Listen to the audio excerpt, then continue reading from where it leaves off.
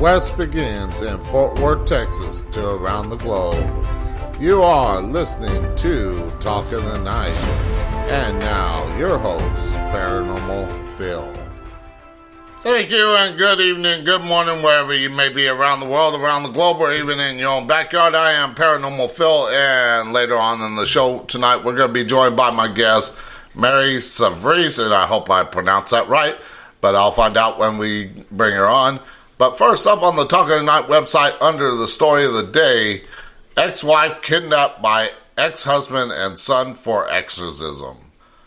Did the devil make me do it? Two priests assisted and attempted to perform an exorcism on the dad's ex-wife. The father and son are accused of kidnapping her.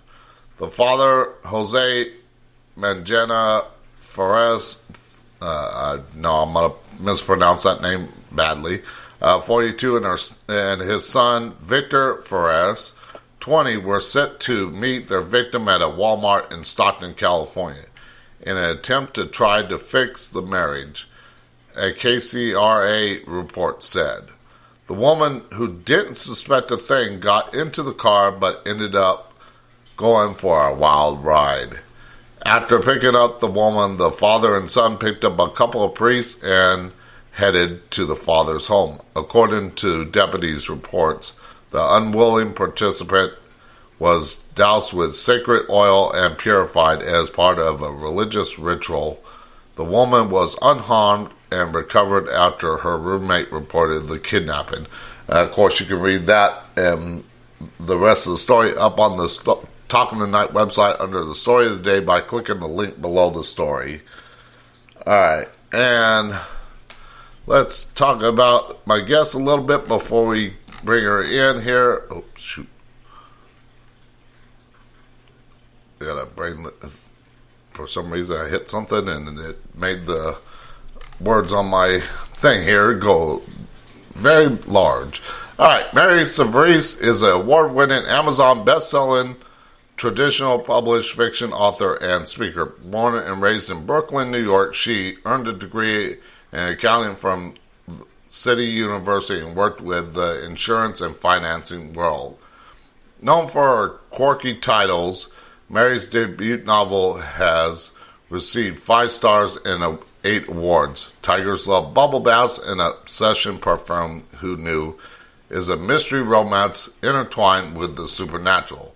Her recently published novel, The Girl in the Tall Wallpaper, I know I heard that earlier and I mispronounced it, I know I did, is a fantasy adventure trilogy and the first of the Star Riders trilogy, incorporating time travel and romance. Fantasy fans of high school age and older who look for a blend of mystery, history, romance, and spellbinding intrigue will relish the journey, and discoveries will define time, space, and death.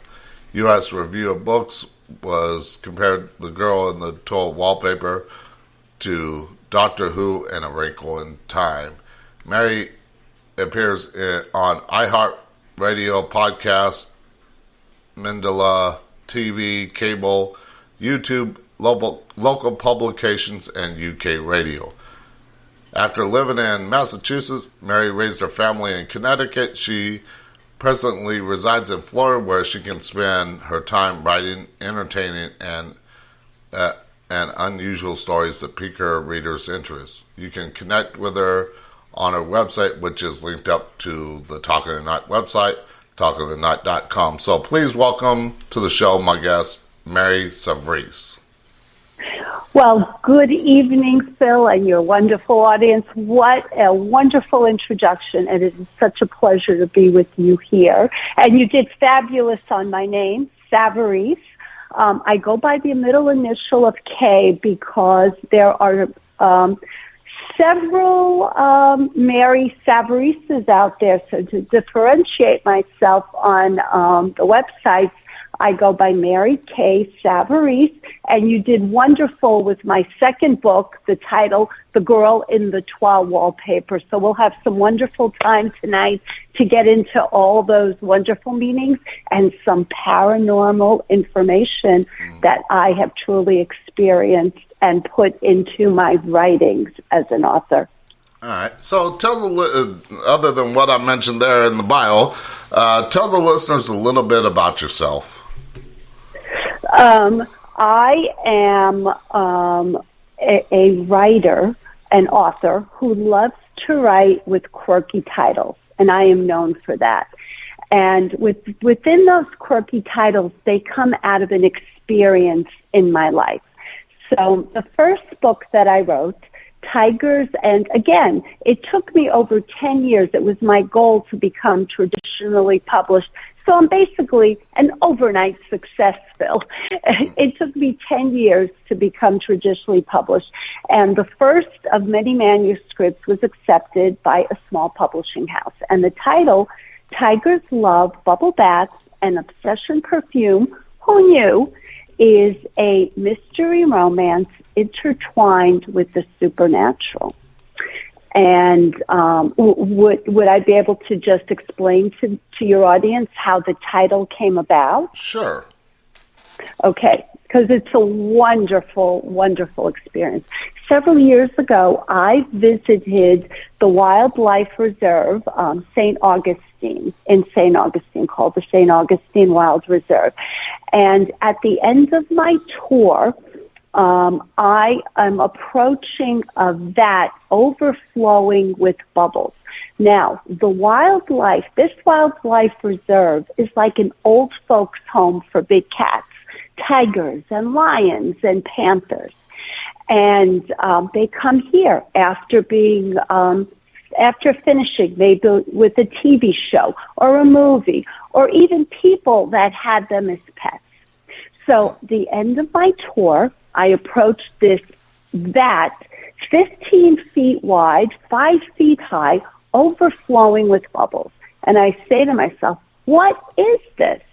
Now, out comes this 600-pound Siberian tiger on a plank, slips into this bubble bath, looks as though he just took off his robe, slips into the bubble bath, and sticks his tongue out like he's waiting for a cocktail. And the wildlife handler, who's standing on a ladder, sprays his tongue with Obsession perfume. And I looked at this, Phil, with my mouth open, and I said, this is the title of my next novel. And I wrote the mystery romance with the spiritual twist around this title. And this title truly brings into like a tone for the novel. Quirky title, people say, wow, what a great title. But it does work beautifully with the characters and everything else that goes on, because these tigers were thrown away, and my protagonist, Angie Pantera, after 25 years of marriage, is tossed aside as they were, like an old shoe, and is starting over, just as these big cats are. So that is the wonderful story behind the title of Tigers Love Bubble Baths and Obsession Perfume. Who knew? Yeah, who knew the tigers loved bubble baths? Exactly, and this is absolutely factual. You can go on the internet, put in Tigers Love Bubble Baths. Of course, my book will pop up, but the tigers themselves within bubble baths. The tigers are the only big cats that, well, they sleep all day almost, as it is, but they are the only big cats that love water to the extent that they could sit in a bubble bath all day. They just love it. Wow. I got a regular Cypress tappy cat, and I mean, most cats don't like water, but for some reason, my cat, I can pour a little bit of water on his back, and he doesn't even flinch. Now, if I spray him with a water bottle, he knows he's in trouble, but... Yeah, you can't expect the regular tabbies to just, get into a bubble bath and sit there. But for some reason, tigers love bubble baths. Yeah, that's just weird to see a cat that loves water, but because a lot of them try to avoid it. Exactly. And the other thing, Phil, is the obsession perfume part. You would never think that they love obsession perfume. But within this perfume, there are two versions. There's the female version and the male version. And they love the male version. The female version has the pheromones in it as well. But wildlife handlers that do go into the wild with the tigers, what they do is they'll spray rocks with the obsession perfume. And the tigers will gravitate toward the rock, and it calms them and soothes them. So they love obsession perfume, which you think is the craziest thing, but they lap it up. Wow. Now, let's get into a little bit, because we're going to get back into the book and everything like that, but I want to talk about your paranormal experiences and everything. So tell the listeners a little bit about the paranormal experiences that you've had. Yes, I've had several, but the one I'm going to begin with, and I'll try to paint the picture. Several decades ago, my husband and I had purchased a home in Westford, Massachusetts. And at the time, it was a 220-year-old home on Main Street, and beautiful, 2-story, 4 acres, attached barn. So it was built pre-revolutionary. It was built in the 1700s. I think the date was 1759. Wow. And while I was living in the home, I had, we had gotten the wonderful news that I was expecting. And unfortunately, the pregnancy had turned into a miscarriage. And I was still in the house. I was very, very sad. Fortunately for me, I was able to get pregnant again. So now, let me just explain why I mention that. Because I truly believe, like, the spirit within us, like, we're just experiencing this sorrow and everything else. So now, fortunately, again, I was pregnant, and the time of year was the end of January, beginning of February. To this day, I could clearly see everything that I experienced, which I will lead the audience into. So I was getting ready for work. I have 2 entrances outside of the home. One was through the attached barn, and the other entrance was through the main part of the house. And I would never come through the main part of the house. For some reason this morning, I was heading to work, and I came out the main entrance. And there's a walkway, jagged stone edges, completely covered with snow. And what happens when you're in the dead of winter? There's ice under the snow. Yep. Not realizing this, I started to walk toward, on this path, toward the steps that would lead me down to my driveway and my car. Now, as I'm walking toward those steps, I slipped. Wow. Now, till this day, I remember exactly what I was wearing. I was wearing a long navy blue wool coat. At the time, it was a fur collar. I was all bundled up. I was wearing black gloves. Okay?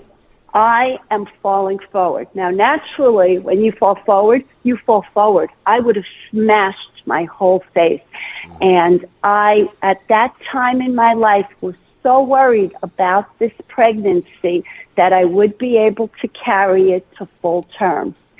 So, as I am falling, Phil and the audience, and I can swear on the Bible, I literally hovered. Now, nobody can see me. There's, I lived on, the house was on Main Street, but there was enough of brush, even though it was the dead of winter. Nobody could see me from the road. I literally, as I was falling, I would say 2 inches before the ground, before that pathway covered in ice and snow, I hovered. and I literally, time stood still. I was able to stretch my arms out and brace. And as my arms came to full brace, I came down gently on this pathway.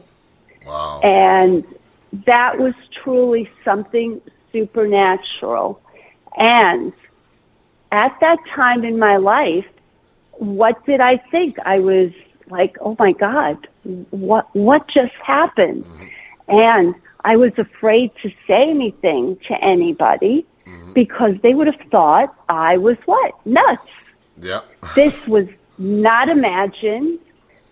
To this day, I can still see this happening in my mind. And to this day, I carry this lovingly in my heart. Now, what was it?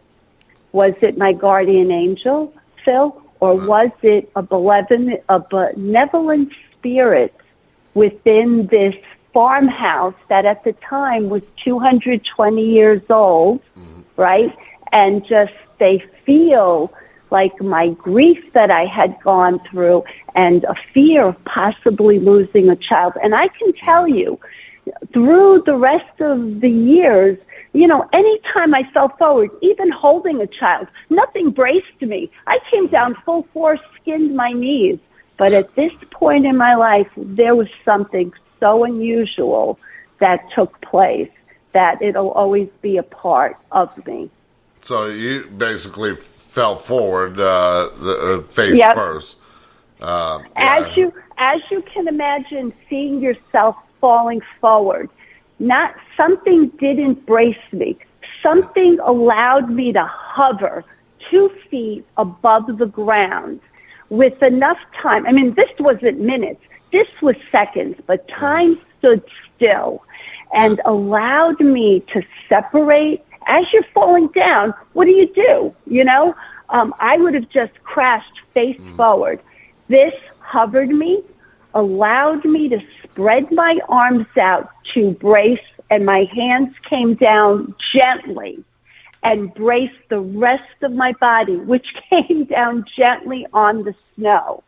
And then I was able to pick myself up and say, oh my gosh, what just happened? Yeah. This was not a normal fall. Yeah, and I mean, I've seen that actually. Well, I didn't see it hurt. I didn't see it. I actually heard it, not about somebody hovering, but there was a house out in Beverly Hills that I used to help with the ghost tours. This house sits 150 feet away from where the Manson murders happened. Well, the guy was putting on the tours and everything in his house because his house has been on many paranormal TV shows. But he was talking in front of his bar area in his living room area that talking to the group of people. I was outside watching the camera, so I wasn't paying attention. And we didn't have a camera on it anyway, so I couldn't see that. But what happened is this picture on the wall, as he's talking to the group, lifted up, it kind of pulled out from the wall a little bit, lifted up, turned sideways and went down slowly. And it just like it was just kind of being set down gently, but he had enough time to reach over and grab it. And there was no earthquake at the time, nothing like that would have knocked it off the wall. I mean, the people were watching it actually lift up off the wall and then kind of like be gently set down.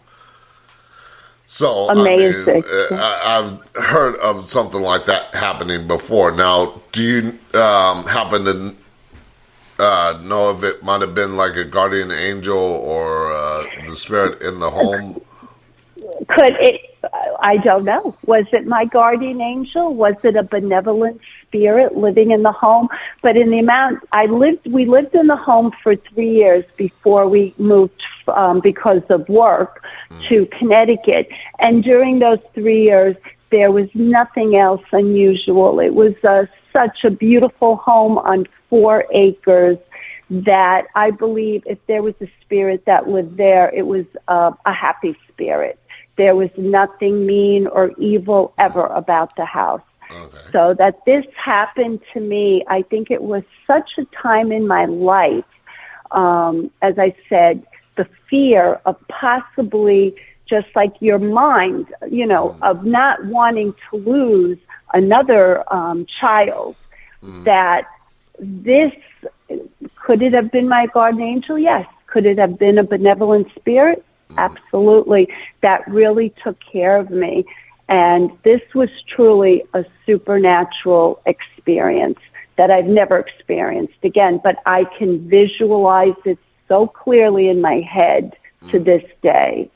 Yeah, now, and I wonder, because this was after the miscarriage later on down the road, yes. correct?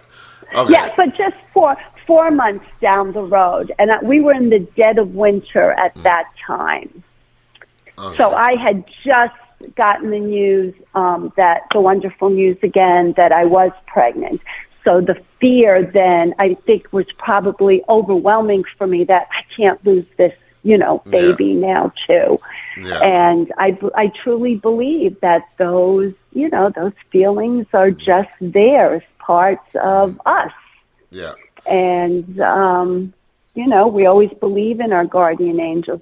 Nothing like that has ever happened to me again. I told you, I've fallen many times. Yeah. And I've gotten hurt and skinned myself. And I'll tell you, on several occasions, I would say, okay, no help this time. Yeah. Well, I mean, you probably heard of the big ice storm that we had a couple of years back. And, of course, I get around with a cane or a walker. And for all the ice and snow that was on the ground here in Fort Worth, Texas, which is unusual for this area. Yes. Surprisingly, I did not slip, even using a cane. Of course, I took baby steps in the snow, but I've been around snow, so it's not like it's something new to me. But, I mean, there have been plenty of times that I've stepped on the ice. I kind of did that little slip dance on the ice, but never actually fell. And I don't know if it was one of my guiding spirits helping me out, keeping me upright or not. But I've had that experience. Not floating, though, but just being to where I feel like I'm going to fall, but I don't end up falling. Yeah, right. Like I literally, something hovered me because I was prostate hovering with enough time that time stood still.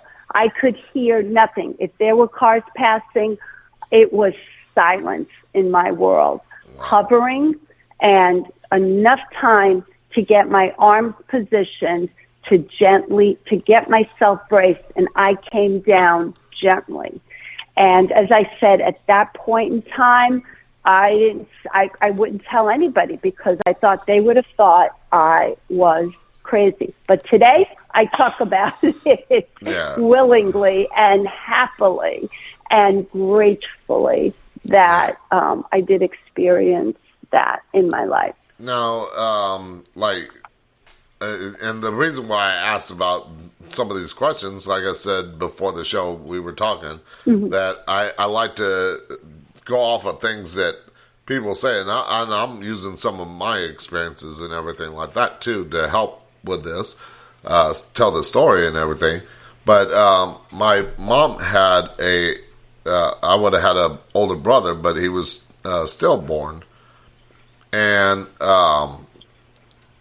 when I was 5 years old, because I would have been the middle child, but when I was 5 years old, I saw this little boy spirit on top of my parents' refrigerator playing with a ball. And oh, wow. To this day, I wonder if it was his spirit, the boy that my mom would have had before me, just to say, I'm here and everything like that. Of course, I told my mom about it, and she reassured validated my experience and everything, because she could see the spirits too. But she never said anything about it. So the reason why I mentioned that is because I wonder if that miscarriage allowed that spirit of that child in you that was on the other side and said, help her out because she's pregnant, and I would hate to see her lose another one. Sure. Yeah. We don't know. As I said, was it my guardian angel? Was it a spirit from the actual? It was a 220-year-old home. So you don't know if it was a young woman who may have lost. Maybe the spirit was still there. We don't know. But as I said, it was a beautiful home. If that spirit lived there, it was a loving spirit because it was definitely there to help me the day that I really needed it. Now, with the home being that old, have you ever experienced, did you ever experience any other paranormal activity in the home? No. That home, no. It was a quiet home. It was a beautiful home on 4 acres. There was never anything else that came off the walls unless I bumped into it. The only spirits I saw were the spirits in the bottle. That was it. No, I didn't see anything else, but I can also tell you as we are talking, I've had, being an author, one thing we didn't mention in my bio, I lived in Connecticut where I raised my family, and the last decade I served as a Eucharistic minister. And a Eucharistic minister in the Catholic Church assists the priest to distribute communion. And I also went to nursing homes and to give them Holy Communion. And on 2 separate occasions, I did, again, experience the supernatural in the sense of what I saw. Not that there were any spirits moving around, but is there something I can share with your audience, Phil, as well? Yeah. Okay. Well, and then I incorporated these in the writing of the novel of the Tiger's Love Bubble Bath. Okay. And Obsession Perfume. And one of the first occasions, like I would, in a nursing home, there are elderly people, and you meet with them, you give them the communion. Well, there was one occasion, there was this woman that I would always meet with, and she was probably in her late 80s, and the wrinkles on her face were so intense. She looked like a Shar-Pei. That is a dog that is just a wrinkled dog. Yeah. And she was on her deathbed in the nursing home, and they had asked me to come in. And it was just to say a final farewell, give her a little blessing. Phil, I walked into her bedroom, and I was in complete shock. For a woman whose whole face was just dripping in wrinkles, she was laying on the bed, so her head was a little bit raised on the pillow. There was not a single wrinkle on her face. She looked 40 years younger. Wow. And she passed away maybe an hour after that. Wow. And that to me was another supernatural, spiritual event that I was privy to. And I incorporated that idea of maybe it was her last wish and incorporated it in the Tiger's book with the supernatural twist. And another time in another nursing home, there was another elderly woman that I would visit, and she was dressed in like just normal pants, everything. And I walked into her room one day, and I looked at her and I said, "Are you going on a date?" This woman was dressed like she was going to a wedding. She was dressed in her best dress. She had makeup on. She had jewelry. I've never seen her like this. Well, she passed away several hours later. come to find out, and I actually thought that maybe she knew. And somebody, because I had said, are you ready for a big date? She said, my biggest date to me. And I thought, after I learned she had passed on, I thought maybe she knew somebody had come to her, because we do hear that you know, maybe a loved one comes back and did give her some information. And she got dressed like she was going to the best ball of her life. Yeah. And I loved that. I thought that was so incredible and beautiful. Okay, well, we'll continue talking about this in a moment, but we'll be right back after the short commercial break with my guest, Mary Savarese, as we continue talking about her paranormal experiences, and then we'll get into her book, Tigers Love Bubble Baths and Obsession Perfume. We'll be right back.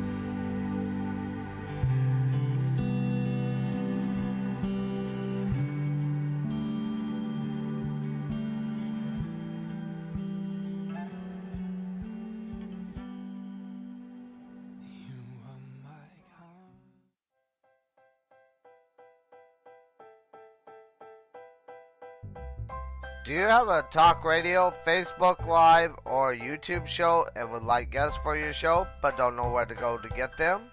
Well, go to radioguestlist.com and sign up today. They have all different experts in different fields, and you can find the ones that are just right for your show. That's radioguestlist.com. Sign up today. It's free. To advertise on Talk in the Night, send an email to talkinthe.night@outlook.com. Talk in the Night has plans to fit your budget.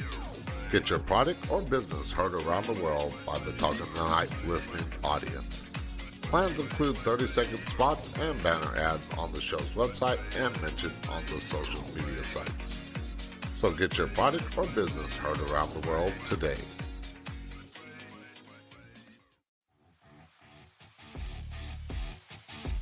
Shop the Talk in the Night merch store today and pick up one of the many products with 9 different designs to choose from. The store has men's and women's apparel, drinkware, houseware, and accessories. Pick up a t-shirt, coffee mug, or anything else on there and support the show today. Go to talkinthe.night.com to find a link to the merch store.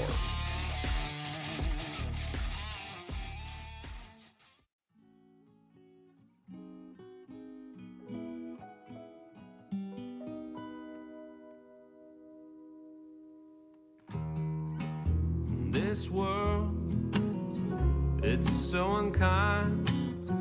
One day you're king, the next you're crucified. What good is truth without love? What good are we if just flesh and blood? This world, it's so cruel. You think you've won the game and they've gone and changed the rules. But maybe I'm just a fool to believe there's something beautiful. And now, back to Talk in the Night with your host, Paranormal Phil. Okay, and we are back with my guest, Mary Savarese, as we talk about Savarese. No, I had a tongue twister there for a moment, but as we talk about her paranormal experiences and her novel Tigers Love Bubble Baths and Obsession Perfume, who knew?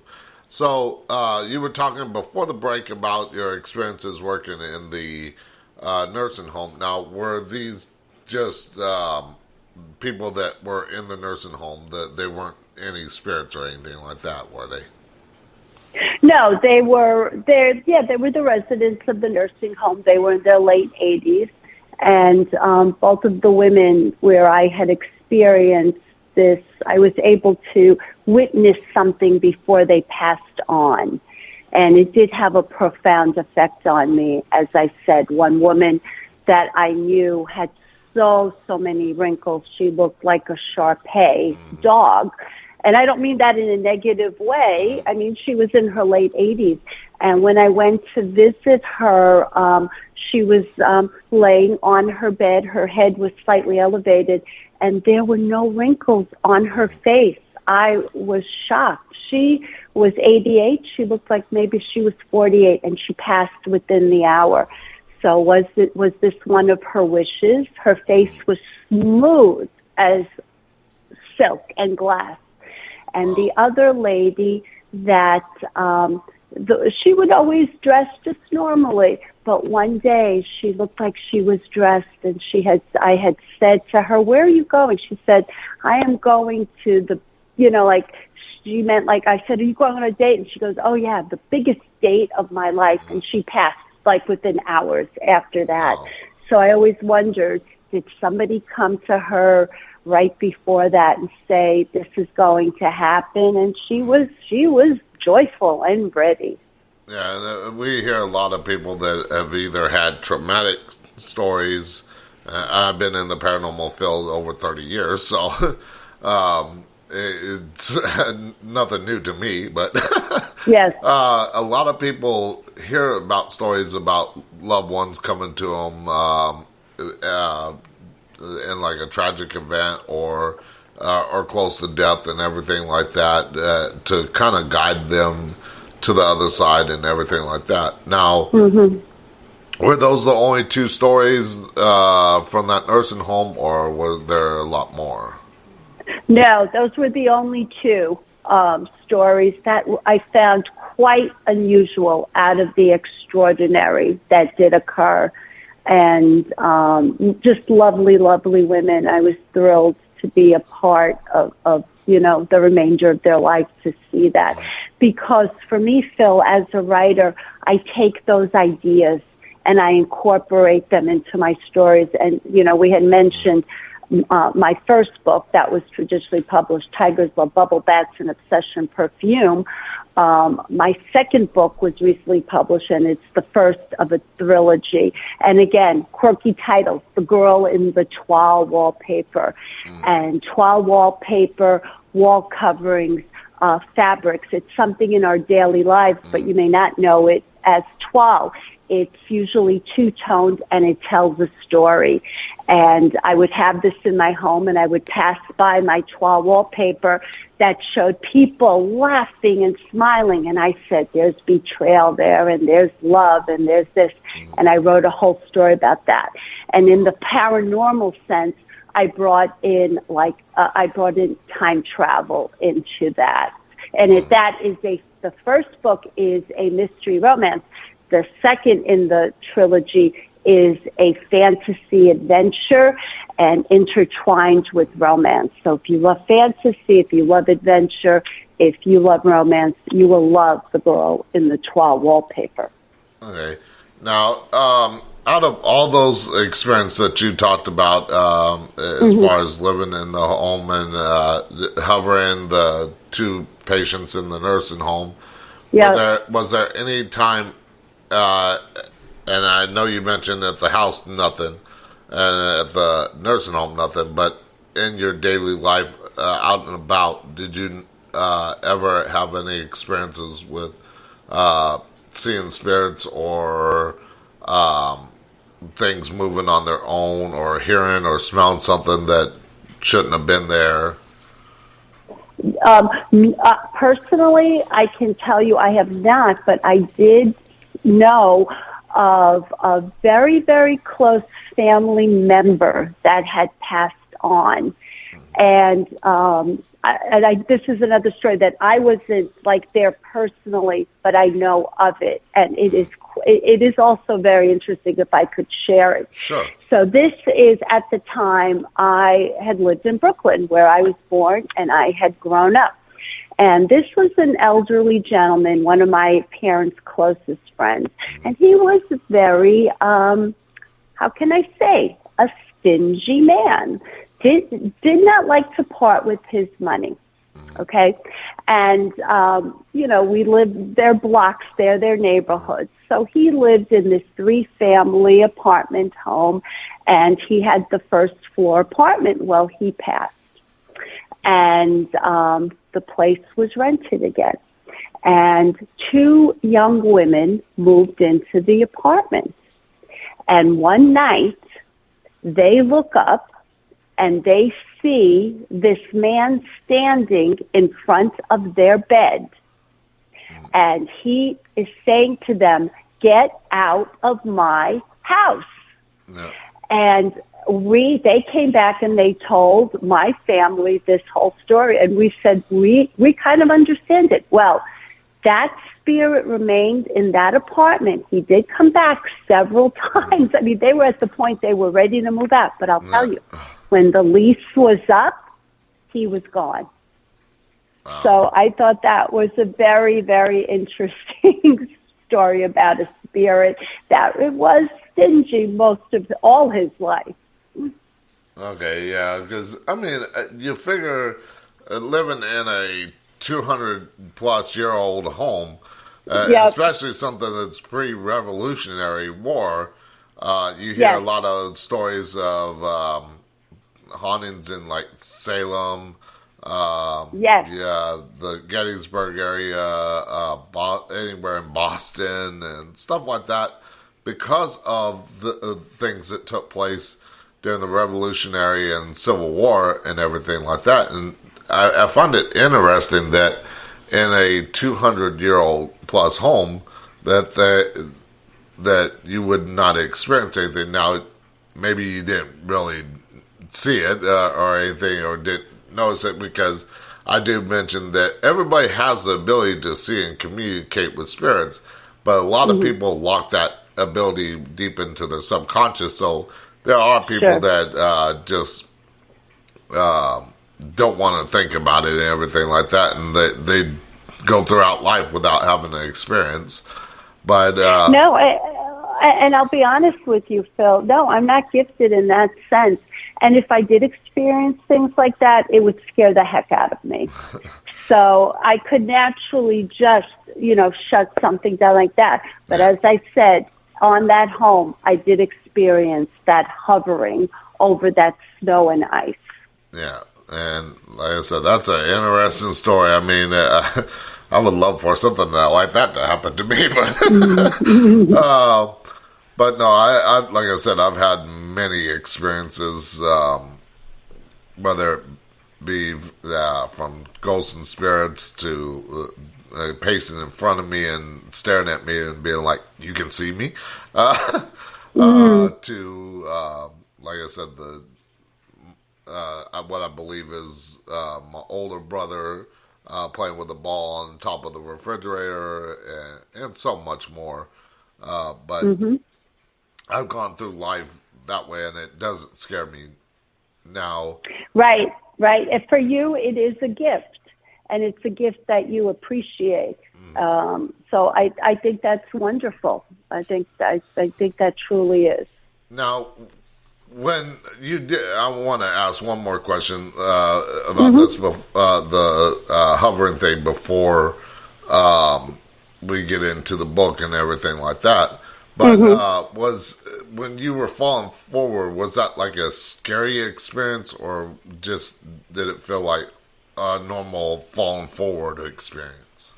Yeah, as you're falling forward, right? You just logically are looking to protect yourself any way you can. And it happens instantly. I mean, within a split second, boom. If you're falling forward, you're flat on your face, right? It's instant. Here, as I was falling forward, I got within 2 feet above the ground. I was literally floating prostrate, like my legs were able to come up behind me, and time stood still, because it seemed like I was in the silence of a vacuum, and I had the ability to just stretch out my arms and hands to brace myself, and I was able to just come floating straight down and just touch and brace myself. And I mean, this probably happened in seconds, but as I said, time stood still. And any other time in my life after that, I have fallen forward. I've carried a child and fallen forward. Nothing like that happened. I've scraped myself and fallen and gotten hurt. And there were times I would say, come on, no help this time. Yeah, like I said, I wish I had that help, but especially when I was in high school, we would go on our senior ditch day. We went to the beach, riding bikes to the beach because I lived in Southern California, and I was going down a hill, being like crouched down to where I could get enough speed on this hill to where I could cruise for a while and didn't have to worry about pedaling. Well, being a young boy and everything like that, seeing a girl go the opposite direction uphill, I turned around, looked, and as I was turning back around, I hit this rock and flew over the handlebar and skidded about 5 feet on my face. And everything like that. So that's where I wish that floating sensation happened. But it did not. But I was out for, they told me 5 minutes. But to me, it felt like I was only out for 30 seconds. Okay. And so it just, like when you have I feel when you have a traumatic experience, something like that, or even falling forward when you're carrying a child and everything like that, it's almost like a feeling deep in your soul that something is there to protect you. Of course, I got up and finished the ride off to the beach, which they're like, do you want to go to the hospital? I was like, no, I'm going to finish this ride. Right. But, you know, and when that did occur to me, your logical mind is like, it's, you know, did I just imagine that? You know, it was a little scary. At the same time, it was, this happened. To this day, I can clearly see every single, thing that happened at that point in time in my life. I remember it completely down to what I was wearing, and I could just see myself as the whole thing progressed. So now, did that experience lead to you writing, or did you start writing books before that happened? I began writing books after my children started to go off to college. And at that point, I was writing the manuscripts and submitting, and I was dealing with one rejection after another, so I didn't say anything. My family knew that I was writing, but I didn't say anything to family or friends that I was writing. And as I said, it took me 10 years before the first publisher accepted one of my manuscripts. So I'm an overnight success, I joke. But no, so it began, so a little bit over 10 years ago, I began writing manuscript after manuscript.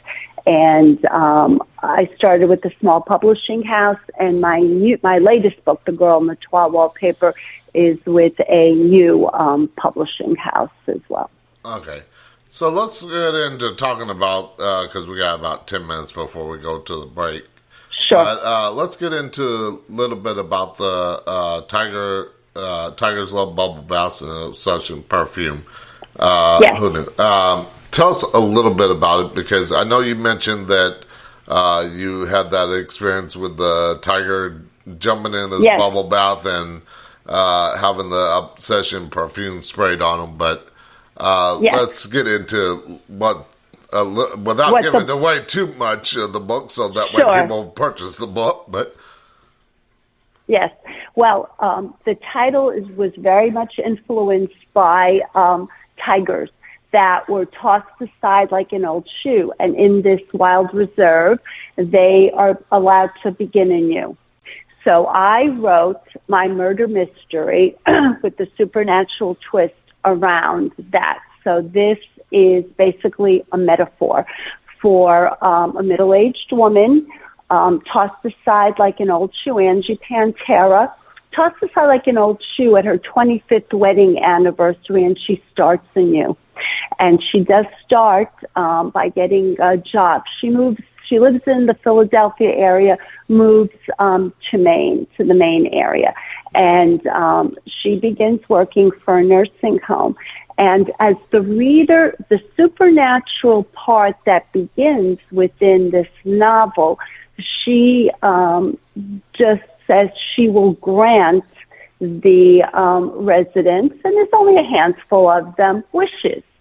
Well, as these residents are asking for these wishes, they are really their final wishes. And in order to receive this final wish, they can no longer live.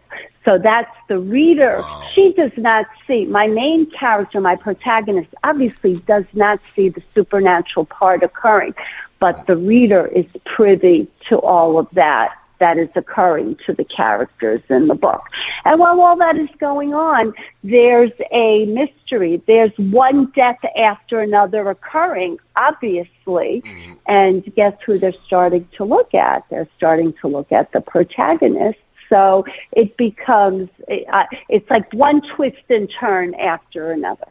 Yeah. Now, I was listening on your website under the thing for the book and everything like that. The trailer, yes. Yeah, kind of that, and it talking about like a stuffed tiger. Oh, did I lose you? It looks like I lost my guess. Well, we'll get her back here in a second. I don't know what happened.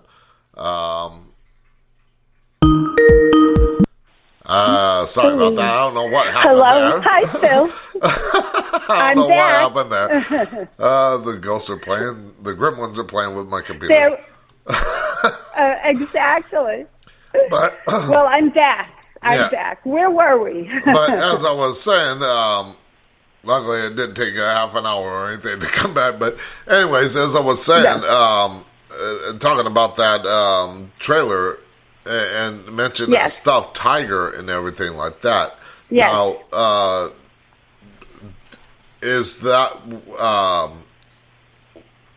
where like that was the first thing? Yes, the first thing my publisher said to me when I came to him with the title, because you're not always. I was like, this title is very important to the story. And the publisher said, Mary, please tell me you have an actual tiger in a bubble bath. I said, it is the climax of the story. So there very much is one as part of the whole supernatural event that takes place within the characters' experiences. Okay, so because you mentioned witches and everything like that, and I kind of skimmed over it a little bit because that's what I do. I like to skim over things to get as many questions as I can because I don't want to spend hours on end looking over everything because I would never have time. But anyways, I was wondering because how that tiger played a part in the book and everything like that stuffed animal. Yes, he does. He does. He does play. Like I said, it's the way it plays the part in the book. It's brought in as a supernatural effect for the character. So it's definitely there. And the title is a metaphor for being tossed aside like an old shoe, like the tiger was. And my protagonist, my main character, Angie Pantera, was tossed aside by her husband after 25 years of marriage. So it all ties in. And the Tigers Love Bubble Baths and Obsession Perfume, who knew, has won 8 awards and 5 stars. So I'm very thrilled and humbled to share that with you and your audience. Yeah. Now, I don't know if I misheard it or because going back to that the stuffed tiger, I think you mentioned while you were reading it about them hearing a noise outside, and you talked about the wishes and everything like that. And what I kind of got from that was that a wish was made for like almost the tiger to be real, and they heard the like a real tiger outside. Yeah, no, within the complex. No, but yeah, that is, you're right. You hit the nail right on the head. That is the climax of the story. It's like one of the wishes made by the residents where she's working, and the reader's privy to that whole thing. So it's brought in to the climax. Yes. Okay, yeah, 'cause that's what I was trying to think of, and I couldn't think of it. Not the trailer, but the climax part of the book that I was looking at on your website. Yes. Yes. So yes. That's why I was like, okay, let me ask this question without giving away too much. But since it's already, you got it already on your website, might as well talk about it. It's not like I'm giving away too much.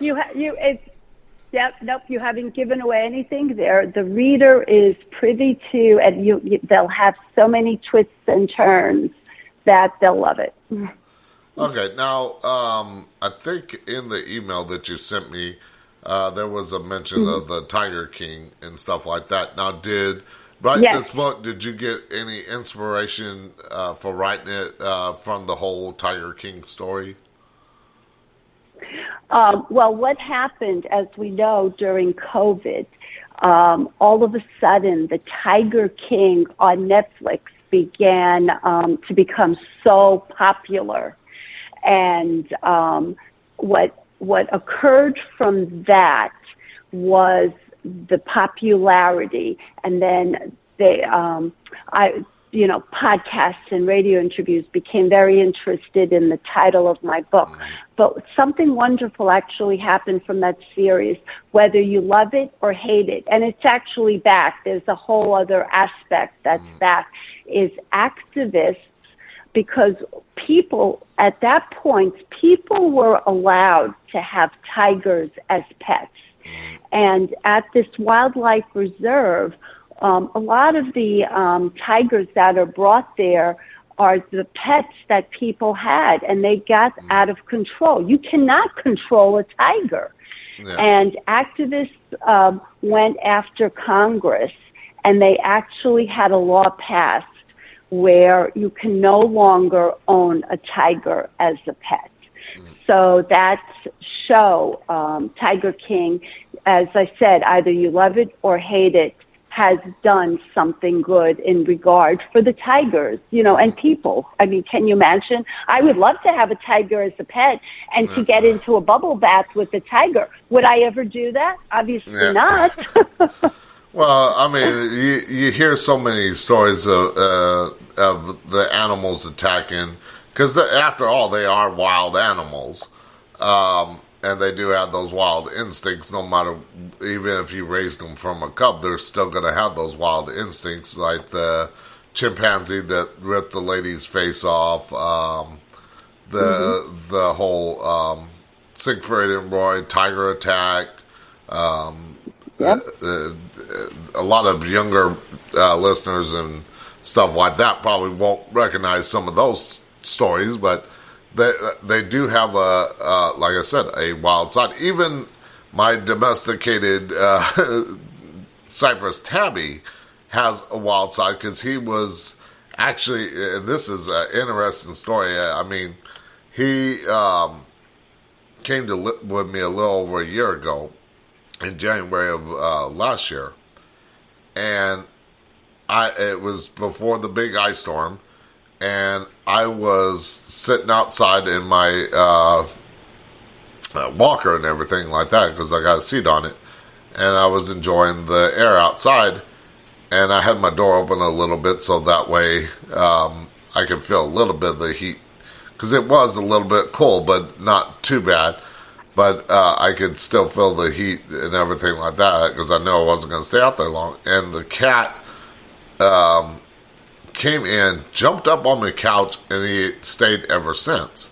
But even to this day, he still has that experience of being a wild tabby out in the apartment complex. So he still goes back to his roots of being a wild cat. Right, and I'm a cat lover, but you also hear that spirits can live within animals, right? So you never know. Yeah. But we are at the commercial break, but we'll get more back into the book, Tigers Love Bubble Baths and Obsession Perfume, after the short commercial break. Also, after the commercial break, we'll open up the phone lines and the chat here on Spreaker if you have a question for my guest. We'll be right back.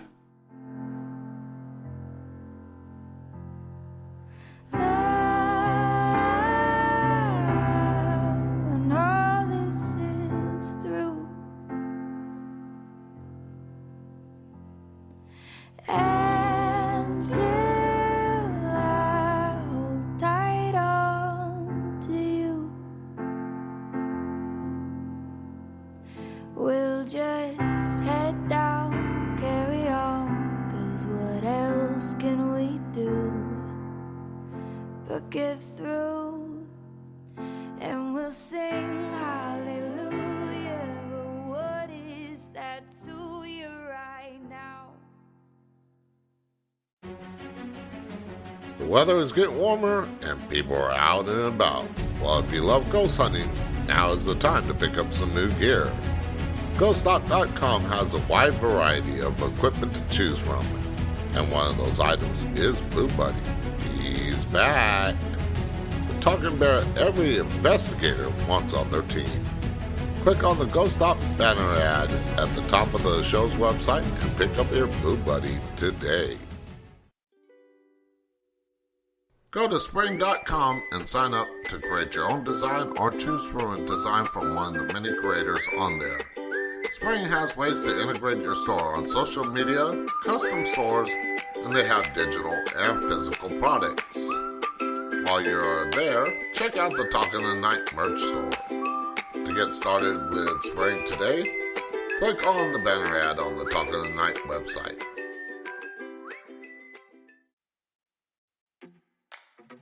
Go to the show's website and click on the links for each of my guests and purchase a book or other product that they may be promoting. Without them, there would be no Talk in the Night. Whether you're interested in the paranormal, conspiracy, technology, health, relationships, or any other topic the show covers, my guests have something for you. Check it out today on talkingthenight.com.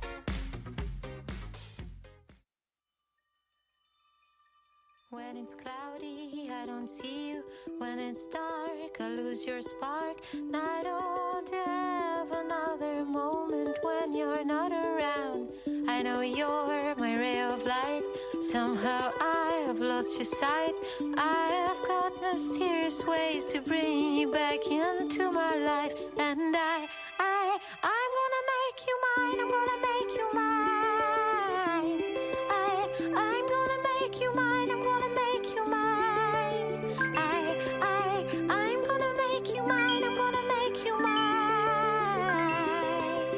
To call into the show, Skype Talk in the Night or by phone at 817-717-1280. Now back to Talk in the Night with your host, Paranormal Phil. Okay, and we are back with my guest, Mary Savarese, as we continue talking about our book, Tigers Love Bubble Baths and Obsession Perfume. But before we do that, I want to mention the phone lines are open. If you got a question for my guest, the numbers to call in is using Skype, the Skype name Talk in the Night, or by phone at 817-717-1280. Almost forgot the whole number. But you can call in and ask questions of my guests, or if you don't feel like calling in but you want to ask a question, you can always go over to Spreaker.com, sign up for a free account. It don't cost a thing. You don't have to record anything. You can sign up for an account. Go over to Talk in the Night on Spreaker. Scroll down, click on the live episode and scroll down. There's a little chat box there. Pop in the chat, say hi, let me know you're listening. You don't even have to ask a question. You just pop in there, say hi, I'm listening, and everything like that. You don't have to do any of that. But I do welcome questions, and I'm sure the guests welcome questions as well. So let's get wait, see if we get any questions. If I can talk. before we went to the commercial break, we were talking about my cat, and a lot of people think when there's something paranormal or supernatural, they think ghost spirits, extraterrestrials, UFOs, cryptid creatures, and stuff like that. But in a way, that was the cat coming to stay with me. I feel was in a way of a supernatural thing, knowing that I live alone basically, and it knew that like maybe one of my loved ones sent the cat to kind of keep me company and be a companion for me.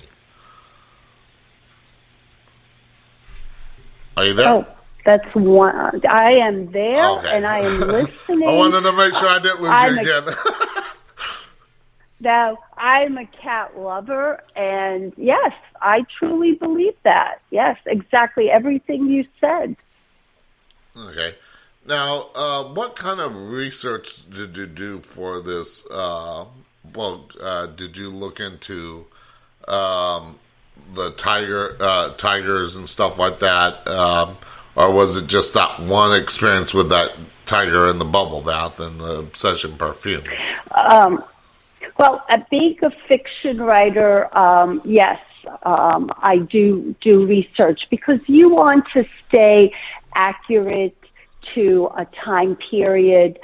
For example, the second book that was recently published, The Girl in the Toile Wallpaper, which is a fantasy adventure. It's the first in a trilogy.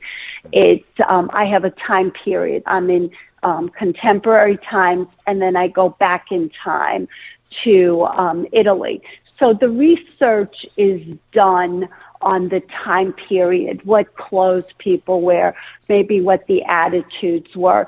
In Tigers Love Bubble Baths and Obsession Perfume, I experience like the areas in Maine where the setting takes place. So I do research of that kind. Being a fiction writer, you want to get things like that correct for your reader. Okay, yeah, I just wanted to know because you mentioned about the tigers being the only big cats that really like to sit in the water, but I know there are other big cats out there that will kind of cool off in water and stuff like that. They just don't care to be sitting in it or anything like that. Exactly. And you're right. That was part because once I did see the tigers sitting in the bubble bath, I did research that, and they are, as you said, the others maybe will go in, but the tigers, they love the water. They will spend the time in the water if allowed. Yeah, and it's weird to see a cat in water, especially to sit in there. And that's something I've never seen before in my life, but but Phil, even weirder to see a tiger sitting in a bubble bath. That is truly weird. Yeah, but true, absolutely true, and you can see it on the internet. There's beautiful stories of them, and they show the pictures of them sitting in bubble baths, and a couple of them. Now, have you ever looked into why they would want to sit in a tub of bubbles for a long time? Yeah, they love the feeling of those bubbles tickling them. And, of course, they love the coolness of the water. Because, as I said, the first time I watched that tiger come across the plank and just slip right in, and just looked like it wanted a cocktail, and they sprayed the Obsession perfume. I stood right there. It was amazing to me. My mouth stood open. I could not believe it. So, and we were there for a good half hour. That tiger just sat there, just looking at you and enjoying every moment of that bubble bath. Yeah. Now, you mentioned about you can look on the internet and find tigers in bubble baths, but yes. Is that the only one that you've ever seen that really liked bubble baths? Oh, I think they all like it, and that was the only one that I personally saw, and I said that is the title of my next book, and I wrote a fiction novel, a murder mystery intertwined with the spiritual, like a supernatural twist around it for the reader. Okay, now why do you think these big cats are crazy with the just obsession perfume, or is there any other type of perfume or something like that, other smell that they might be obsessed with? Yeah. Again, that once I saw the tiger lap up the obsession perfume that was sprayed on his tongue, I did do a little research why they like it. In obsession perfume, there is an ingredient called a pheromone, which they are attracted to. It soothes them. It calms them. And the wildlife handlers will spray rocks with it, and tigers will come up and just cuddle against the rocks. But there's some kind of a chemical reaction with those pheromones that attracts them, and they love it. Not any other perfume, just obsession perfume. Wow. I mean, it just seems weird that a cat that would... I know cats got a heightened smell and everything like that. They can smell, just like dogs and stuff like that. They can smell things a lot more than us can do. But talking about them... kind of the pheromones in the perfume and everything that excuse me, that kind of attracts them. And what I mean, does the perfume help them with like mating or anything like that? They love it, and this is only the tiger. So we're talking about big cats, not small cats, house cats. But no, they like it. The wildlife handler that I saw that day at the St. Augustine Reserve sprayed it on the cat's tongue, and he lapped it up as if it was a drink. And they're attracted to that. I'm sure if you sprayed another tiger with it, it would be attracted to that tiger as well. Well, and with this whole thing, I mean, it kind of gives you like a what is the word I'm looking for? But basically, don't go near a tiger with obsession perfume on. Sure, exactly. Don't go near any tiger. Yeah, true, but I mean, if you're outside, like maybe a zoo that has tigers and everything like that, where they have an open air exhibit, of course, with the moat and everything like that, and the distance and fencing and everything like that. I'm sure if that breeze blows that there. That tiger is going to probably go crazy. Sure. Now, go ahead. Yes, go ahead. I was going to ask kind of a follow-up question to that, but I wanted to let you finish. No, I totally agree with that. When I watched this tiger, it was a thin screen between the people standing there and the tiger within the vat. So we were so close. It was amazing to watch this occur. Okay. Now, I think I saw it somewhere. I can't remember where I saw it, but it made me think, well, let me ask this question. Now, we talked about what obsession perfume does for the tigers, but what is there anything that it helps with people and stuff like that pheromones and everything like that? I think, when they make perfumes nowadays, they do put like scents that males like on females. I'm sure it works the same way. But crazy as it sounds, there is something in this obsession perfume, that pheromone, that attracts the tiger. And not only attracts them, but calms them down. So these wildlife handlers do use obsession for that purpose. Okay. Now, because like me, I know when I get cologne and stuff like that, I go for like Stetson just because I'm a country boy. But I found that the one of the Stetson brands, the Stetson Black, a lot of women prefer that, or at least what I've seen. They prefer that cologne and everything like that. So I'm wondering if there's something in that would be almost same to the tigers, that it would attract those pheromones in the perfume. And as you mentioned, that they're putting stuff like that in these perfumes and colognes and stuff like that. Sure. I would, exactly, yes. I believe that. As I said, I saw it firsthand, how attracted they were and how much they loved obsession perfume. And then you had asked me about research, and I did do the research on it.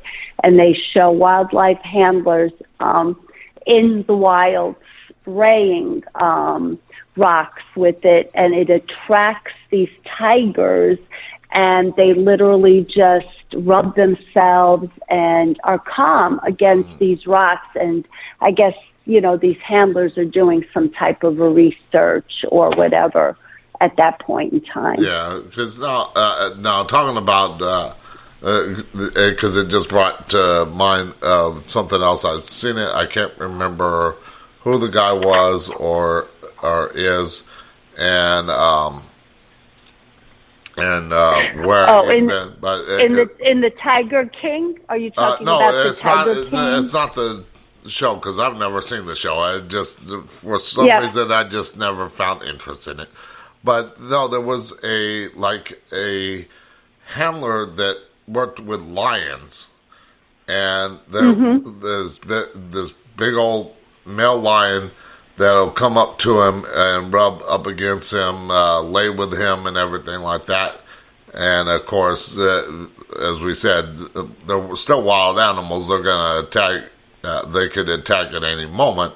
But for some reason, I don't know if he's using something similar to obsession that lion prefers. But I mean, that lion likes to come up to him, rub up against him, and everything like that. And if you know cats and stuff like that, you know that they like to, the person's scent, or like my cat will lay on my, I'll have my sweats off at night and everything like that. I'll toss them on the ground because I'll wear them the next night and to relax or something like that. And my cat loves just the scent of me, and it'll lay on the sweats and the clothing and everything like that that's on the floor that I was too lazy to put in the laundry basket. But some reason the they love tigers that. are the only the tigers are the only cats that I know, big cats that I know, that like the obsession perfume.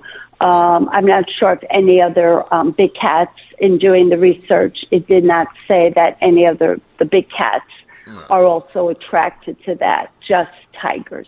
Okay. Now, are there more of these tigers in captivity than in the wild? Yes. There used to be. There used to be more in captivity, and since Congress, these activists did go to Congress, they were able to pass it's called the Big Cat Public Safety Act, and you can no longer have a tiger as a pet. Yeah. So things are changing there. Yeah, and I've seen many videos on tigers and stuff like that where they can. I'm trying to remember the stat because I looked at it earlier, but I know that they can run faster than you can run and everything like that. I've seen a video where somebody was riding a bike through Southeast Asia, I think it was, and had this tiger chasing after them and everything. I don't think they were on a pedal bike, but they were on a motorized bike, but it was chasing after and keeping pretty good speed up against them to where luckily they got away. But I mean, like you said, they can turn on you pretty much as quickly as. Oh.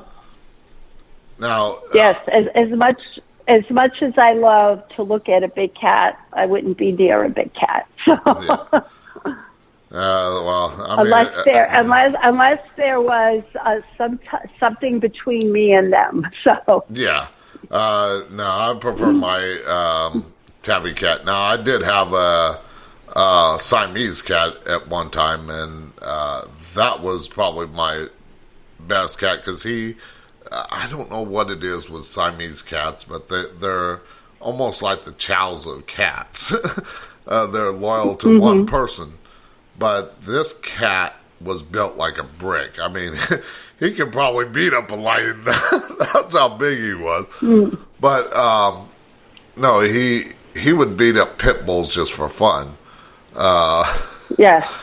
But yeah, talking about big cats, like I said, it's just weird to hear that tigers love to just sit and just relax in bubble baths and love to lap up Obsession perfume. It's just something until you contacted me to be on the show and everything like that. I was like, what the heck?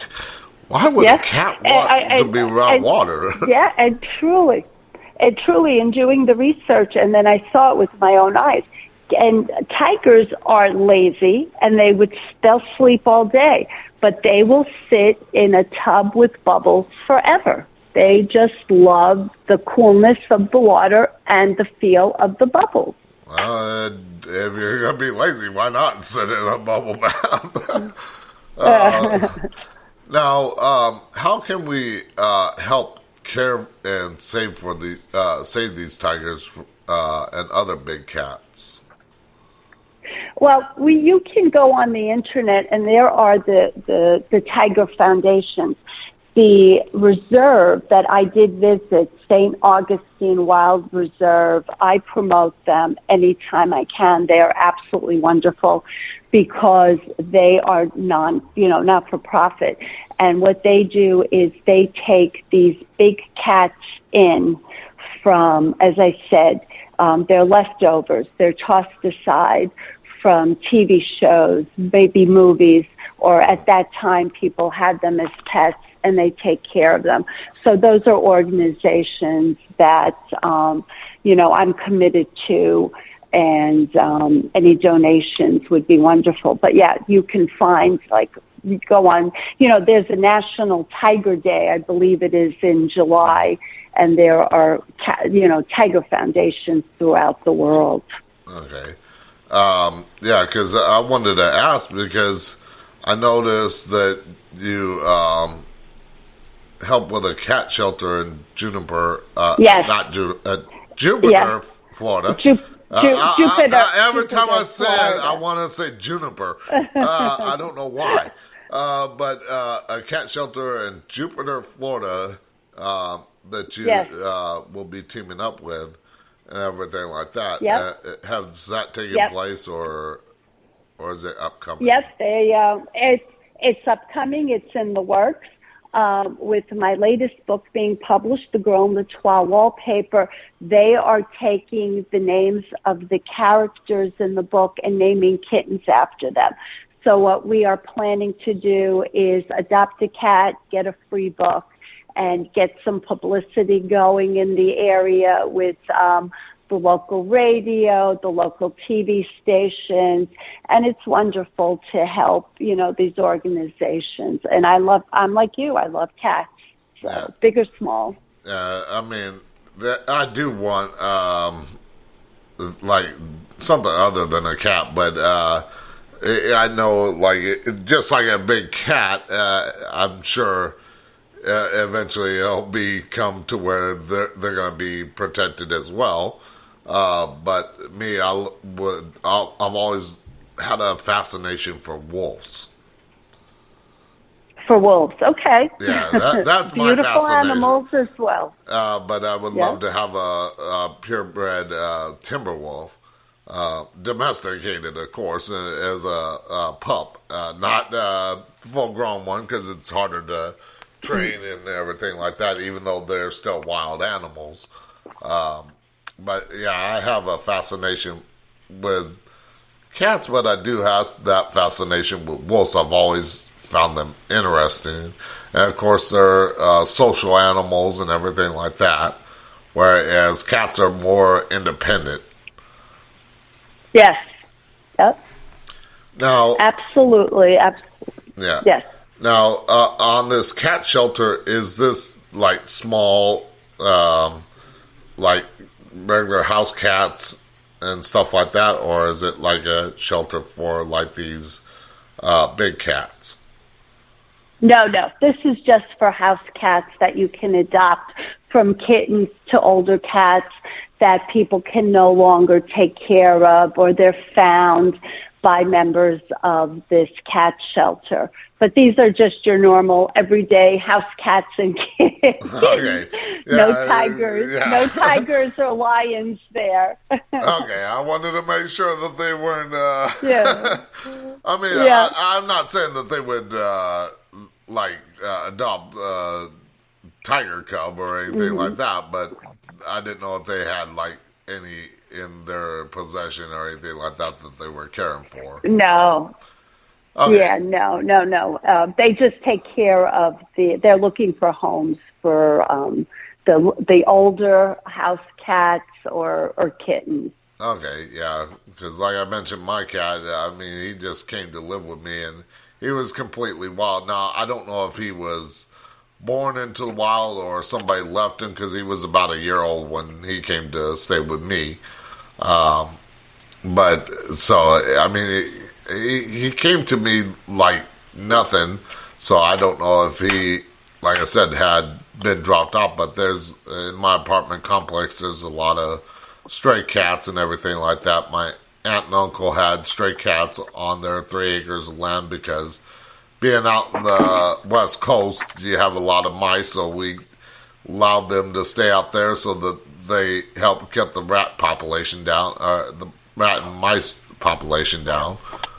But there are, as you said, there are a lot of animals that need adopting and everything like that, because like even around here with the cats, that they're not fixed or anything. They're still breeding. I got my cat fixed shortly after he came to live with me, because him being an outside cat, he's outside right now. He just loves being outside. Because I don't need a leash for him or anything like that. I'll be like, Max, follow me. He'll follow me. But I didn't want him being out there and creating all these kittens, even though there's still some wild cats out there. And I was like, I don't want to be responsible for that. But I did want to ask about that before we went to the commercial break, about that shelter and everything like that. Go ahead. They do promote, as you said, the spaying and the neutering of these cats. So they don't, they're not running wild, and they don't have homes. So these are wonderful organizations, as we all know. Now, when you're teaming up with them, is there a date set for that, or? Yes, that'll probably be occurring in the next month. Okay. Now, this shelter, does it just operate there in Jupiter. I almost wanted to say Juniper. Yes. I think there's a Yes. place in Southern California called Juniper, and that's where I keep getting the Juniper thing from. Anyways, that's the only one of them that's putting on like an event like this. Yeah, no, it's just I became, aware of them and approached them.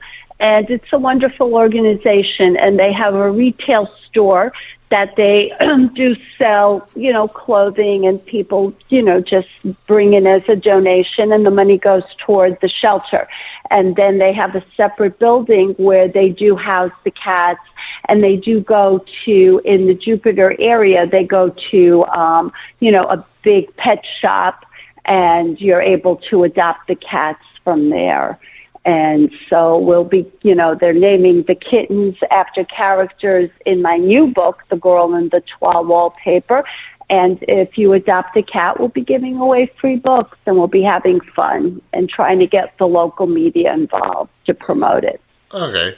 Well, we'll talk about the other book here in a moment and start to wrap things up shortly with you. But we're going to take a commercial break, but we'll be right back as we talk about the books by Mary Savarese. In a moment, we'll be right back. Maybe we can talk about and tell me everything that's on your mind. Let's be open and honest. Nothing in this world you gotta hide. Is it 3 words that you're trying to say? I gotta know that you feel the same. Say first to me. Let me know it's a real thing. You don't need to overthink. Say first to me. Never been good at falling, still a few scars left on my heart. Lines I'm afraid to cross, and so. Do you need music for your radio show, podcast, or YouTube channel, but need a music license to play it on your show? Well, go to artlist.io and check out the plans they have. They have 3 plans to choose from: personal, unlimited, and enterprise. All the music that you hear on the show is from Artlist, and there is a banner ad on the show's website. Check it out today.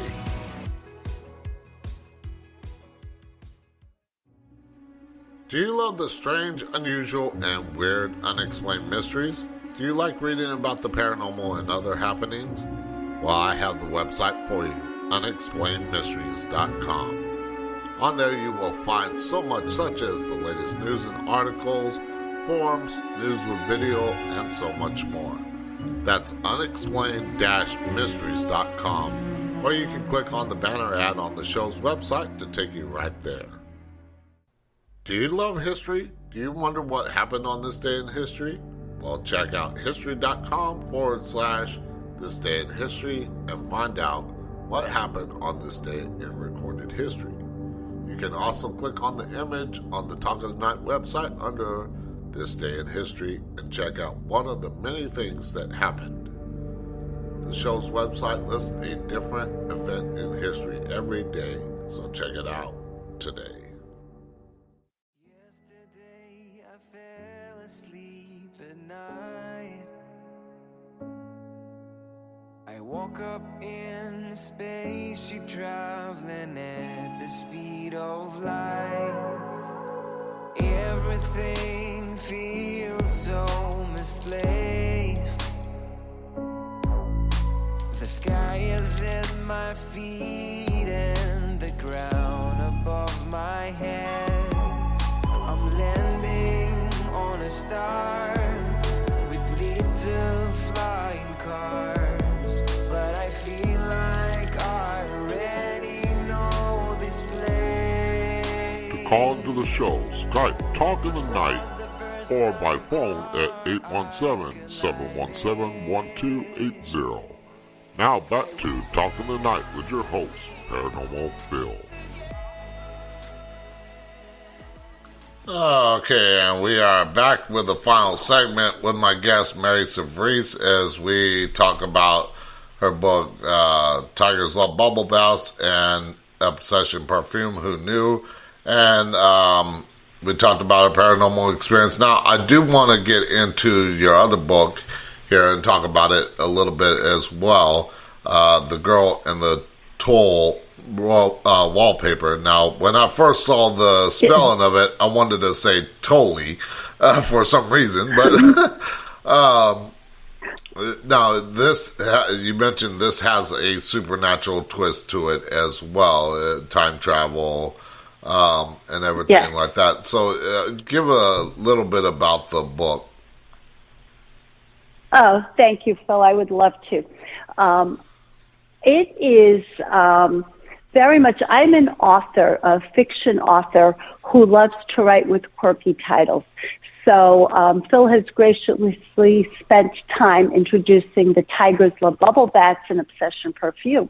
And my most recent published fiction novel is the first of a trilogy, and it is titled The Girl in the Toile Wallpaper. And as you graciously had said, you said it beautifully, it's toile, and sometimes people, like an interviewer will ask me, is it toilet paper?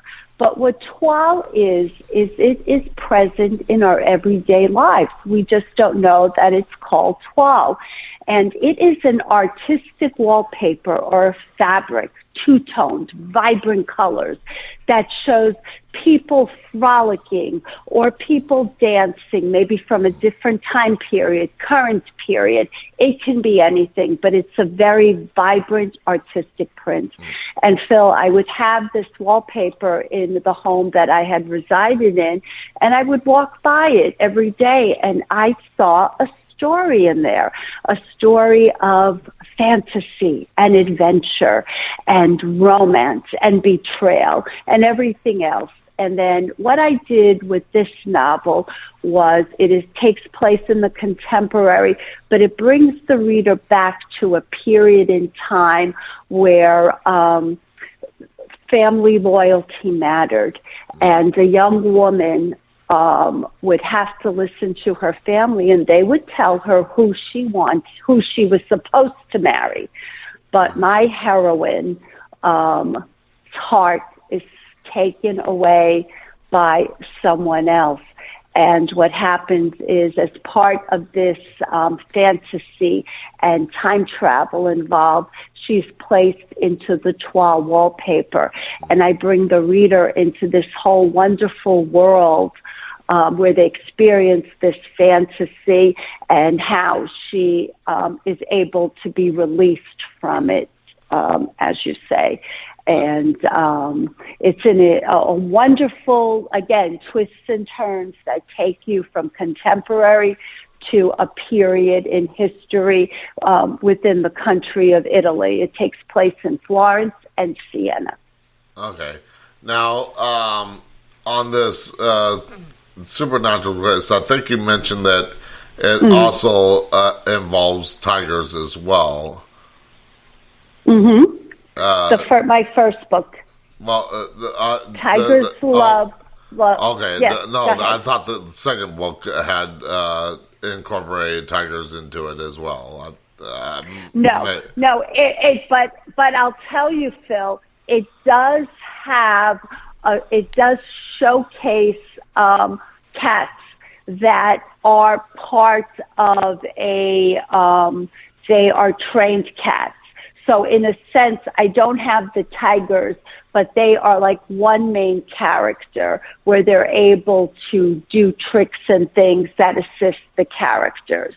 So they are in that sense, but they are not in the supernatural sense. They are real live cats that act as a character. And then I bring in, we love time travel, and it's something that is wonderful when you're dealing with a fantasy adventure. And here I have that intertwined with romance and time travel. Okay, yeah, because I don't, maybe I saw things together and kind of equated it having the tiger aspect of it too. Now, yes. But I need to add, Phil, Sure. Again, as I said, this is the first book of the Star Writers trilogy. The second book in the Star Writers trilogy is very much takes the reader into a supernatural world. And at this point in time, I am currently in the editing process of that. And the second book in this trilogy will be available at the end of the year. And maybe that's what you thought from my email, that brings the supernatural into it. Okay, maybe. Now, does this book have like an Alice in Wonderland feel to it? Because you mentioned the girl goes into the wallpaper. And, of course, a lot of people love to read books and stuff like that. And just those that love to read books, I'm not one of those people. I love visual things, but but I love your comparison. Absolutely. Alice, she may have fallen through the looking glass, but here my character, Calla Lily, falls into the toile wallpaper. And the U.S. Review of Books had compared it. It's an innovative and original portal fantasy which evokes memories of Doctor Who and A Wrinkle in Time. So I was very humbled with that. And, and I've gotten wonderful reviews on it, which I'm thrilled to share with your audience. Because I know I saw the Doctor Who and the Wrinkle in Time thing, so that's why I wanted to ask about the Alice in Wonderland thing. Yes. Now, is there any other books, TV shows, or movies that this might kind of draw inspiration from? Or make it feel like that? Oh, yes. Sure. I mean, I love, the world we live in is so obviously real.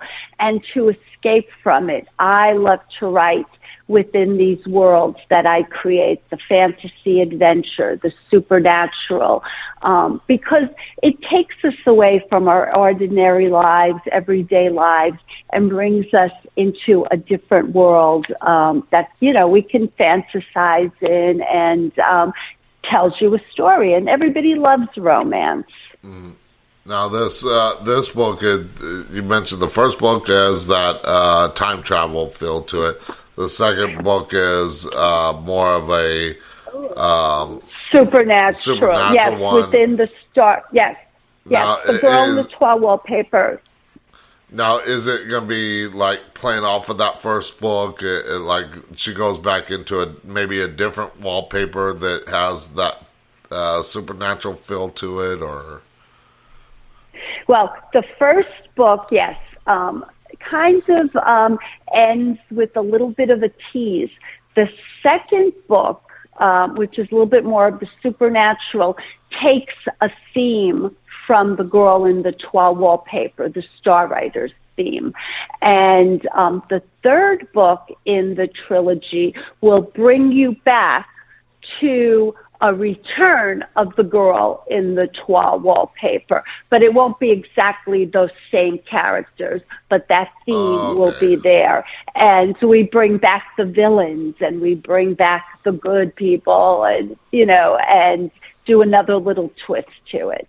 Okay, I didn't. So the main character is basically not in the second one, or it's not really more prevalent. You're bringing in a brand new character. They are. Yes, they are in a sense. They will be in each of them in a sense. But the first book, it really will stand on its own within the trilogy. Okay. Yeah, because I wanted to find out, is that because I know a lot of trilogies and everything like that. I'm more, like I said, visual. I love movie making and everything like that. I'm actually working on a screenplay for a horror movie screenplay that is based off of a true event that happened out in Beverly Hills at that house I was talking about earlier in the show. And I'll eventually get it written. Right now, I just haven't found the time to finish writing it. Because because, like I said, writing is not my forte. It's more the visual and seeing it in my mind and seeing how I want it. Now, if I could just find a way to get my brain to write the words, that would be a whole nother story. But I know how the whole. I got basically in my head from beginning to end. I just got to put the pen to paper, basically. Right. And I mean, I would say you're there, because if you can see it as a movie in your head, that is the secret to it. Start writing it as a movie. Yeah. And you write a page a day, you have 365 pages. That's a book. Yeah. Well, I think I'm trying to remember. Movie screenplay is like 190 to 120 pages. Because you're not basically writing like a book, a whole novel. You're kind of writing scenes into each page and everything like that, and telling the story by those scenes. And it's up to the director to interpretate that scene into how long that scene wants to. And eventually, I'll probably be the director on this screenplay as well. Sure. But Sure. Yes, like the Tigers That Love the Bubble Bats, the novel, that would make a wonderful series, because you can continue with that in the supernatural sense, in that they have a wish, but as the wish is granted, they have to pass on. So that would make a wonderful series, where the girl in the 12 Wallpaper, it is a trilogy. Even though it does continue with certain of the characters, they can stand on their own. And it's like, you always hear the sequel to this and the sequel to that. So the Tiger one I could probably see as a movie. The other one, I think it would, to me, it just seems like it would play more into almost like an Alice in Wonderland thing, like I talked about earlier. That it just would probably not. I mean, I'm not saying it wouldn't, but I'm just saying it. To me, it just seems like it would kind of play off of that whole scene in a sense that people probably would not understand it in this day and age. But the Tiger one, especially with the Tiger King and everything like that, that one would be more interesting. Oh, but you see, with they just did a movie, I would say, what was it, maybe 8 years ago, they remade the Alice in Wonderland. Yeah, and what's Johnny wonderful Depp. About that is, and it did beautifully, and what's wonderful about that, it is a fantasy adventure, and they're always looking for a new mousetrap. So this is the new mousetrap, the girl in the 12 Wallpaper. Okay. Yeah, like I said, to me it just don't seem interesting, but I'm not saying that the other people wouldn't find it interesting, because I do see a lot of things in movie making, a lot of people remaking movies from old TV shows or remaking old movies, and it just doesn't seem right after the first time, like Ghostbusters 3, it kind of flopped because they did not bring back the old characters. They brought in female characters for it, and people were not happy with something like that because they wanted to see Bill Murray. They wanted to see Dan Aykroyd. It's a staple in that film. But when they did something like that, and that's why I kind of got that idea that I don't think this one would play good in a movie because it just seems like it's overplayed. That's where I come from, but I mean, that's just my thoughts on it. Yeah. No, they're always looking. Fantasy adventures are becoming very, very popular, and they always have been, and then they still are. So one of the most recent ones was the Jungle Cruise, that with Dwayne Johnson, and that's a fantasy adventure. So I still think people really, really do love them because it brings you out of reality and puts you into a nice place with the fantasy and entertains. You don't have to think, right? Well, You just see, like that entertain. one, that wasn't playing off a movie. That was actually played off of a Disney ride. So, I mean, I can kind of see that. It wasn't like a remake like I was talking about with the Ghostbusters 3 coming back with all-female cast and flopping. Or it wasn't like Dukes of Hazzard where they took the TV show. I found that the TV show was a lot better than the movie. But like something like that, it just took from like the ride that everybody is familiar with at Disneyland and put it to screen. And they created a whole fantasy adventure story around it, which fascinated me.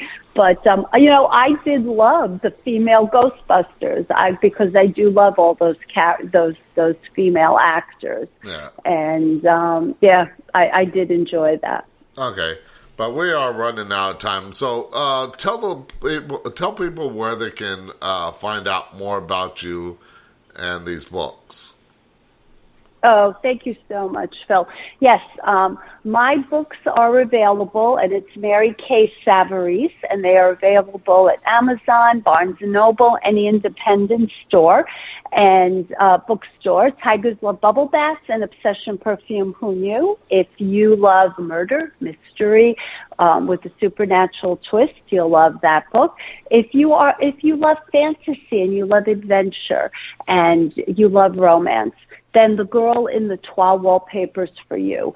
And please visit my author website, which is www.mary, M-A-R-Y, middle initial K, Savarese, SAVARESE.com. And I will give you all the information about the books. There's trailers. You can sign up for free books. And just follow me, and you can get in touch with me right there on my author website. I would love to speak with members of your audience. So. And is there? I'm sorry, I kind of zoned out there for a second because I have too many things going on at once. But did you mention like social media sites and everything like that where people can follow? Yes. If you go, yes, I'm on Twitter, I'm on Instagram. If you go to my author website, www.maryksavarese.com, those will automatically link you to my social websites. And I'm on TikTok, so that takes place right there. It makes it so easy. Okay, yeah, because I wanted to mention, because I always mention about my social media sites and everything like that. Yes. Unfortunately, I've never got into the whole TikTok thing or Snapchat. It's just not me. But I want to thank you for coming on and share your story. Now, I did forget to ask one thing, and I always do this. I always ask my guests a devil's advocate question because I do love kind of throwing the guests off of their game a little bit. Okay. But I wanted to fire away. But I wanted to ask about the whole floating thing and stuff like that. And a lot of people, like I mentioned, don't like you haven't really had a sighting of a spirit or anything like that. You just had those other weird experiences like the floating or the nursing home and thing like that. But on the floating thing, this is where I wanted to ask the devil's advocate question. Do you think that maybe that, like I mentioned earlier about me being knocked out for 5 minutes, but I thought I was out for 30 seconds, could it have been where you might have been fell down, got knocked out, and just kind of imagine the floating sensation? Like maybe you were like had an out-of-body experience.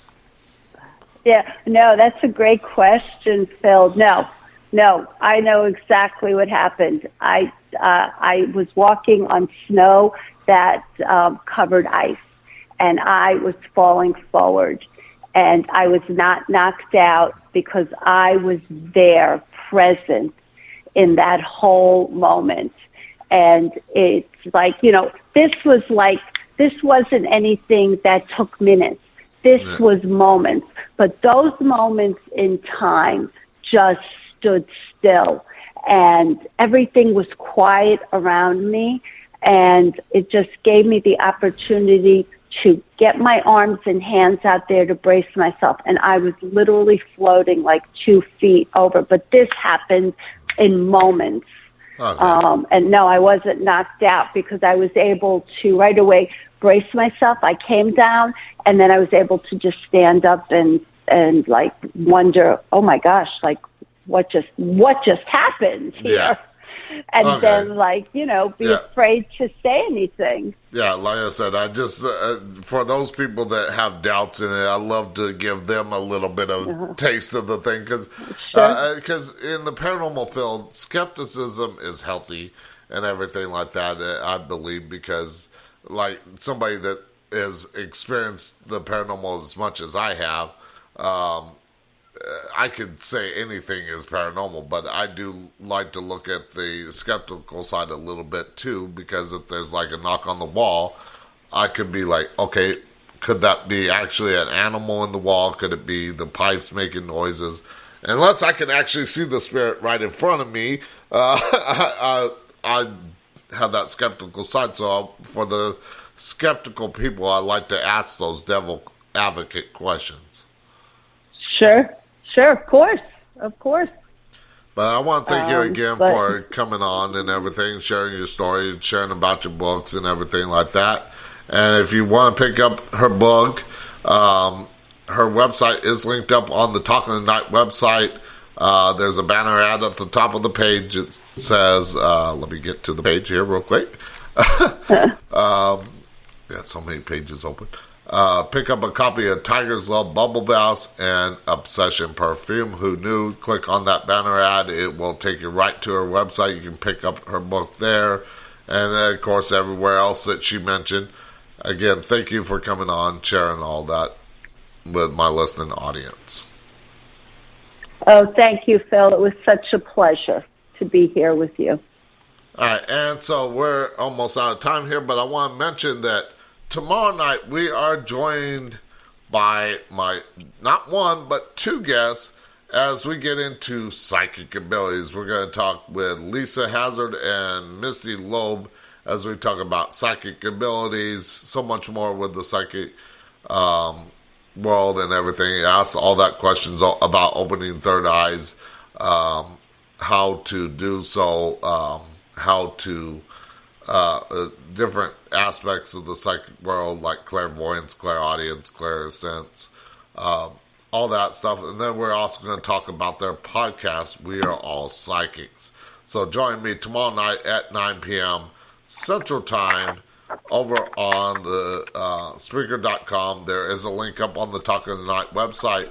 At the top, it says click here to listen live on Spreaker. You can click there. You can listen. Again, sign up for a free account on Spreaker.com. It don't cost a thing. You don't have to record anything. All you have to do is sign up, and that way you can join the chat, join the discussion during the show, and everything like that. Also, be sure to follow the show on all the social media sites, which are linked up at talkofthenight.com.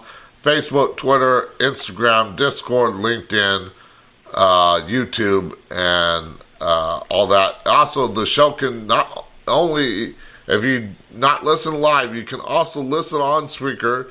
You can listen on the website, but you can also listen on Apple Podcasts, Google Podcasts, iHeartRadio, Spotify, TuneIn, Amazon, Facebook Podcasts, YouTube, and I believe there's a few others that I still got to add. I might add those this weekend, but I know they're already added, like Podbean and some other sites that I just haven't had a chance to add to the website. But that, you got all that. You got the story of the day. You got this day in history on the website. So check all that out.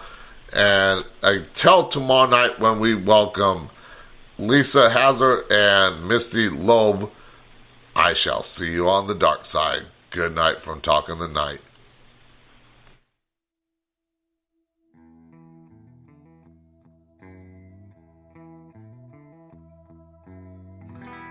Late at night,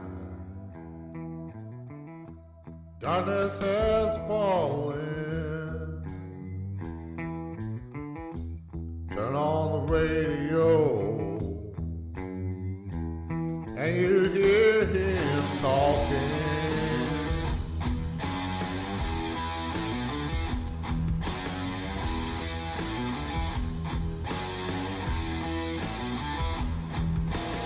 Listening to what he has to say, all about paranormal